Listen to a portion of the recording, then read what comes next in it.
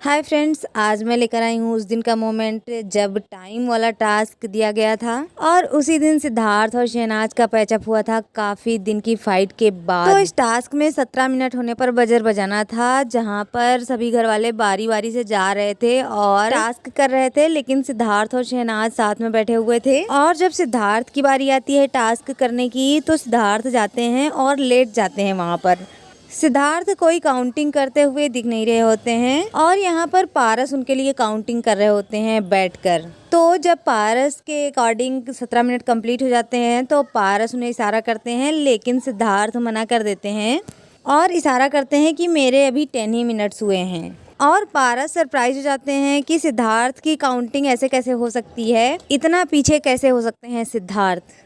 और उसके बाद सिद्धार्थ लेट जाते हैं और काफ़ी देर तक लेटे रहते हैं और हंसते रहते हैं। और यहाँ पर अंदर विशाल, आसिम और आरती बैठे हुए बातें कर रहे होते हैं। विशाल कमेंट्री कर रहे होते हैं और विशाल बाद में सिद्धार्थ की ये टेक्निक पकड़ लेते हैं और कहते हैं कि सिद्धार्थ लगता है किसी को बचाने के लिए ज़्यादा टाइम बैठ रहे हैं, शायद वो खुद को नॉमिनेट करवाना चाहते हैं और किसी को बचाना चाहते हैं। आरती से कहते हैं, आरती शायद सिद्धार्थ तुझे बचाना चाहता है। आरती कहती है नहीं, शहनाज को बचाना चाहता है क्योंकि आज ही उसका पैचअप हुआ है और वो शहनाज को नॉमिनेशन से बचाना चाहता है, मुझे नहीं। अब यहाँ पर सिद्धार्थ जो है वो शहनाज के लिए ही बैठे थे। अब हुआ क्या था कि उस समय सिद्धार्थ शहनाज की काफी ज्यादा फाइट चली थी पूरे 1 हफ्ते तक, जिसे बाहर काफी रॉन्ग मैसेज जा रहा था और सिद्धार्थ को ये पता चला कॉलर ऑफ द वीक के थ्रू, जिसने ये शहनाज पे इल्ज़ाम लगाया कि वो सिद्धार्थ का कभी साथ नहीं देती हैं और फिर वो क्यों एक्सपेक्ट करती हैं कि सिद्धार्थ उन्हें सेव करें।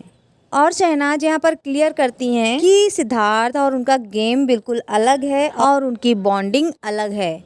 शहनाज बताती हैं, हम दोनों कभी ये डिस्कस नहीं करते हैं कि किसे बचाना है और किसे नहीं, हम दोनों की गेम अलग है। लेकिन हाँ, मुझे एक्सपेक्टेशन हो गई थी जो कि अब मुझे समझ में आ गया है कि मुझे नहीं रखनी चाहिए क्योंकि हमारी गेम अलग है।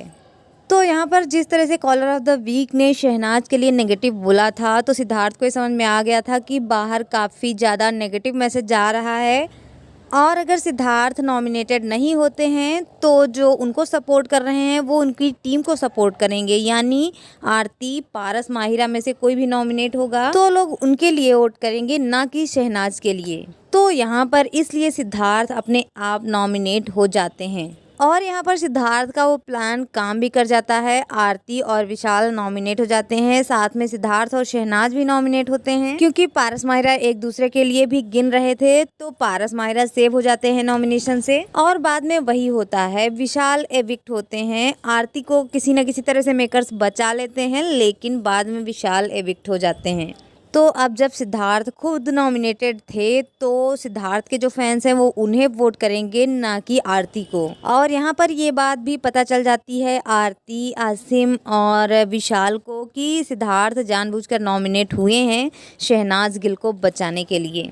और फिर वही होता है, सबसे ज़्यादा वोट सिद्धार्थ को मिलते हैं, फिर शहनाज को, उसके बाद विशाल को और सबसे कम वोट मिल रहे थे आरती को। लेकिन कनेक्शन आने के बाद आरती को सेव कर लिया गया और विशाल एविक्ट हो गए थे। तो यहाँ पर सिद्धार्थ ने शहनाज के लिए ही अपने आप को नॉमिनेट करवाया था। क्या कहना है आपका इस बारे में, कमेंट करके बताइएगा। और सिद्धार्थ, शहनाज और शहनाज से जुड़ी सभी इन्फॉर्मेशन के लिए वीडियो को लाइक और चैनल को सब्सक्राइब करना बिल्कुल मत भूलिएगा।